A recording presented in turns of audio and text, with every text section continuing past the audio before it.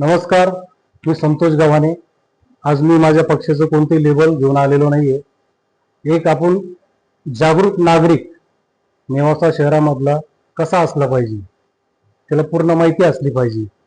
त्यासाठी एक 5 मिनिटाचाच व्हिडिओ आहे, परंतु तो प्रत्येक घराघरासाठी उपयोगाचा आहे. ज्या गोष्टी आपल्याला माहिती नाही त्या जाणून घेण्यासाठी आहे. आपल्याला यावेळेस नगराध्यक्ष कसा असला पाहिजे, आपण त्यांना का निवडून दिलं पाहिजे, नगरसेवक कसा असला पाहिजे, त्यांना का निवडून दिलं पाहिजे. आता लगेच सरकारच्या गाजाबाजा चालू होईल.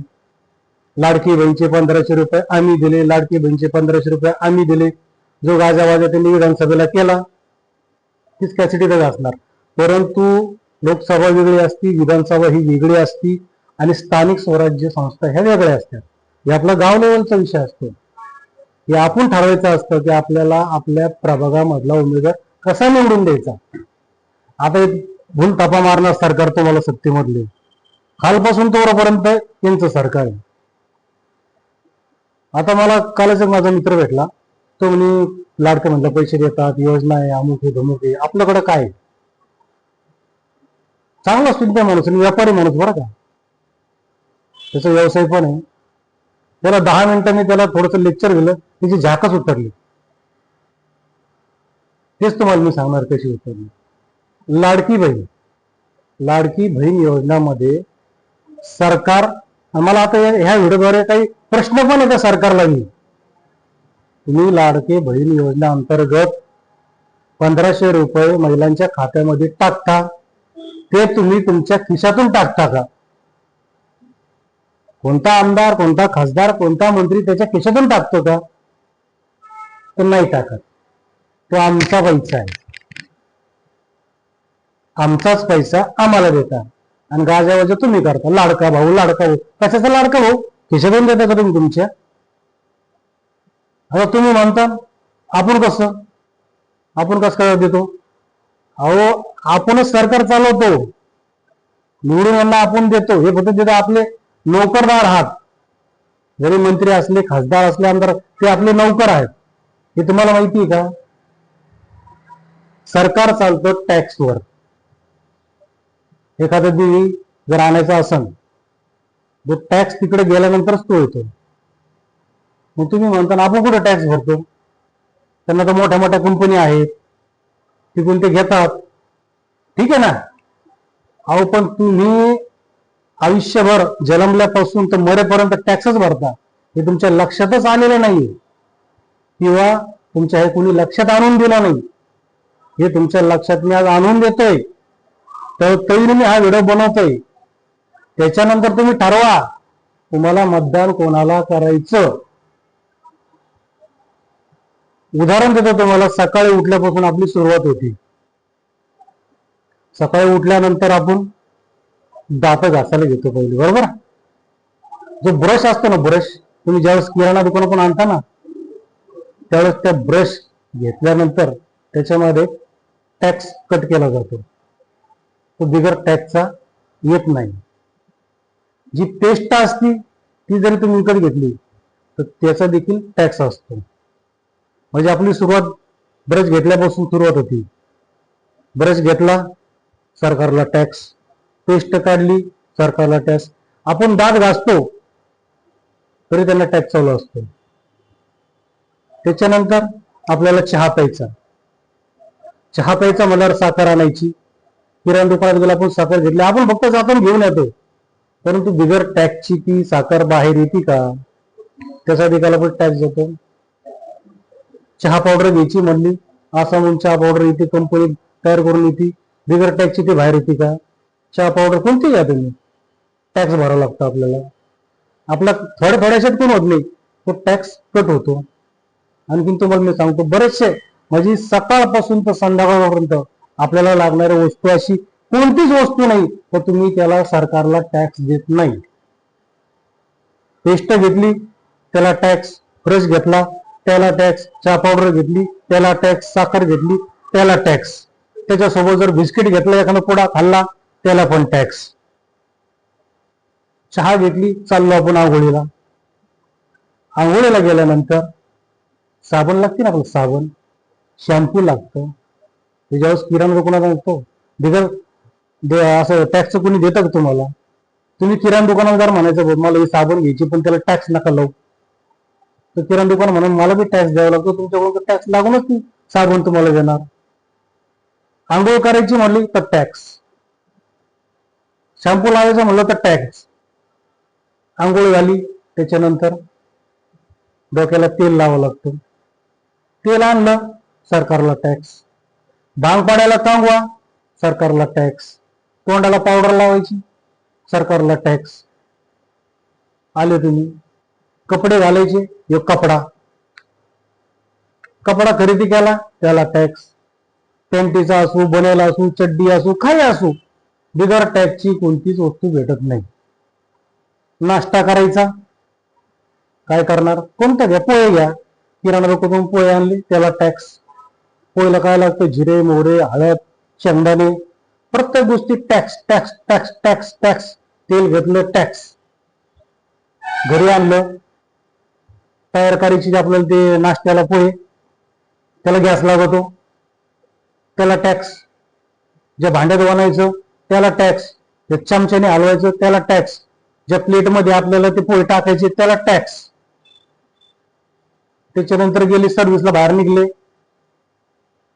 बाहेर बुट घालायचे, चपला घालायच्या, सॉक्स घालायच्या, वेगवेगळ्या टॅक्स येत नाही, त्याच्यात बी टॅक्स.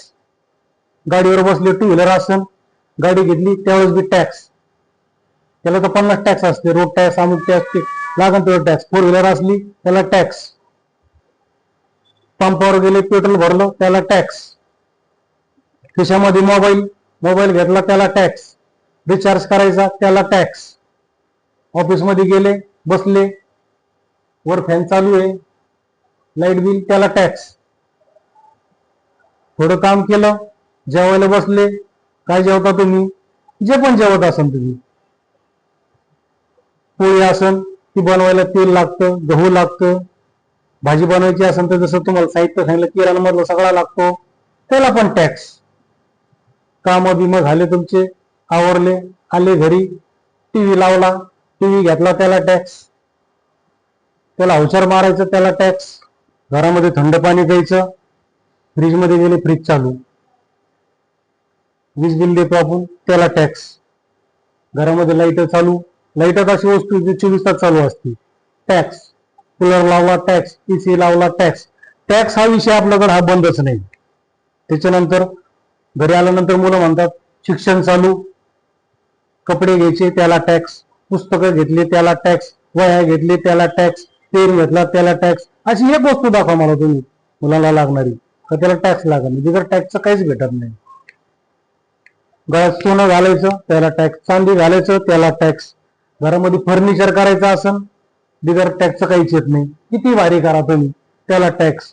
घर जरी नवीन बांधायचं असलं, सिमेंट घेतलं टॅक्स, स्टील घेतलं टॅक्स, तुमचं कलर मारायचं त्याला टॅक्स. नुसतं टॅक्स टॅक्स कुठंच चुकत नाही. जसं म्हणतो ना आपण रोटी, कपडा, मकान या गोष्टीला आपल्याला टॅक्स द्यावाच लागतो. नगरपंचायतला नळपट्टी द्यावी लागती त्याला टॅक्सच आहे. आपलं स्वतःचं घर असून घरपट्टी द्यावं लागते तर टॅक्सच आहे. टॅक्स कुठं चुकत आपला? अहो एक विचार करायला पाहिजे आपण, जेवढे आता सरकारी नोकर आहे का, सरकारी नोकर, त्यांना जो पगार जातो ना तो देखील टॅक्सच्या रूपाने आपण जो खरेदी करतो ना तो टॅक्स सरकारला जातो, ते त्यांचा पगार करतात. हे सरकारी नोकर, रुबाब पात्र त्यांचा, सरकारी नोकरांचा रुबाब. पैसे आपण, म्हणजे आपल्या पैशावर सरकार चालतं. आणि इकडे ओरडतात लाडके बहिणीला 1500 दिले, लाडक्या बहिणीला दिले. तुम्ही खरंच खिशातून देता? सांगा तुम्ही तुमच्या खिशातून देतात काय? सकाळपासून उठेपर्यंत झोपेपर्यंत 24 तास 365 दिवस जर आम्ही जर टॅक्सच भरतोय, अहो मला म्हणायचं या आमदार, खासदार, मंत्री यांचा पगार सुद्धा आपण करतोय. आपण हे आपल्या टॅक्समुळे त्याचे पगार होतात. रिटायर झाले का ते पेन्शन बी आपल्या याच्यावरच. ही सत्य परिस्थिती आहे. मी हे उदाहरण तुम्हाला काय दिलं का, याची बऱ्याच महिलांना देखील माहिती नाही. त्या बिचारा भोळ्या बाबड्या होतात, त्यांचा फायदा करून घेतात. हो विधानसभेला पाहिलं, पैसे टाकले. प्रचारामध्ये महिलांचं प्रमाण कमी असतं, परंतु हे सांगतात तुम्ही जर कधी आमच्या प्रचारात नाही आले ही योजना बंद होईल. अहो, सरकारी योजना आहे ती, तुम्ही थोडं खिशातून टाकता, आमचेच पैसे घेता, आम्हाला देता आणि नाव तुमचा गाजाबाजा. जोपर्यंत ही लाडकी बहीण योजना नव्हती ना, आता माझा हॉटेल व्यवसाय, मला महिन्याला 20 किलो खोबरं लागतं. 20 किलो किती? 110 120 रुपये किलो खोबरं होते. खोबऱ्याशिवाय भाजीच होत नाही. आजचे रेट माहिती तुम्हाला काय झाले? 370 380 चौपट भाव वाढवले. शेंगदाणा झाला 150च्या आसपास, तेल झाला 150च्या आसपास. जिथं मला 30,000चा किराणा लागायचा तिथं जर कधी 40 आणि 42,000 रुपये लागतात फक्त किराण्याला. 10 ते 12,000 रुपये मला जास्त द्यावं लागतं. काय तुम्ही 1500चं घेऊन बसले?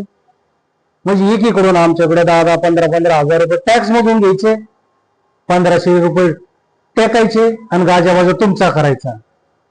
तुमचा संबंध येतो पुढं? खरं सांगा ना. तुम्ही सांगूच शकत नाही. सरकार मधले बसलेले कोणीच तुम्हाला सांगणार नाही भाऊ तुमच्या टॅक्स मधूनच ते पैसे येतात, तुमच्याकडून घेताना कोताडे भर घेतो आणि देताना फक्त चिल्लर देतो, कधीच म्हणणार नाही. कारण मग असं म्हणलं तर ते निवडून येणार नाही. भोळ्या भाबड्या महिलांना, ज्यांना कळत नाही, बिचारे गोरगरिबांना, त्यांना फसवतात ते बिचारे. परंतु आता या निवडणुकीमध्ये असं होणार नाही. मतदार तुम्हाला होतो, अधिकार आहे सगळ्यांना. सगळ्या मला जे गोरगरीब बिचारी जनता आहे त्यांना माझं सांगणं आहे, आता तरी तुम्ही जागृत व्हा. आता तुमच्या लक्षात आला असेल तर ते म्हणू नका का आपण सरकारला काय देतो. आपण सरकार चालवतो, आपण त्यांच्या पगार करतो, ते आपले नोकरदार आहेत, ते सेवक आहेत. त्याच्यामुळे आपल्याला नेवासा नगरपंचायत मध्ये आणि इतरही ठिकाणी सर्व महाराष्ट्रामध्ये ज्यांना ज्यांना हा व्हिडिओ आवडेल वर तुम्ही शेअर करा, ही माहिती लोकांना शेअर करा. 365 दिवस आपण सरकारला टॅक्स देतो, आपल्यामुळं सरकार चालतं. ते आपले नोकरदार आहेत, आपले मालक नाही. त्याच्यामुळं आपल्या प्रभागामध्ये आपल्याला कोणाला निवडून द्यायचा हा सर्वस्वी अधिकार आपल्याला आहे. आपल्याला स्वातंत्र्य आहे. सरकारी योजना कोणत्या बंद होत नाही आणि ते करणार पण नाही. आणि कोणतीच अशी सरकारी योजना ती कायमस्वरूपी टिकत नाही. त्यांच्या मनावर असतं ते द्यायचे का नाही द्यायचे. आज देते उद्या भरोसा नाही. मी तर सांगतो जानेवारी नंतर तुम्हाला इतकं बदल दिसणार ना. मी कोणता खूप भविष्यकार नाही आहे. ते सरकारच टिकणार नाही. त्यांचेच प्रदेशाध्यक्ष म्हणते 2 तारखेपर्यंत मला किती ठेवायची, टिकूच शकत नाही. तरी सुज्ञ नागरिकांनी याचा विचार करावा. हा व्हिडिओ जास्तीत जास्त शेअर करा, लोकांपर्यंत जाऊन द्या, जागृत होऊन द्या, लोकांना कळून द्या की सरकार आपल्याला देत नाही, आपण सरकारला देतो. हा व्हिडिओ आपण शेवटपर्यंत पाहिल्याबरोबर मनापासून आपले धन्यवाद. आपल्या मित्राला, नातेवाईकाला सगळ्याला व्हिडिओ पाठवा.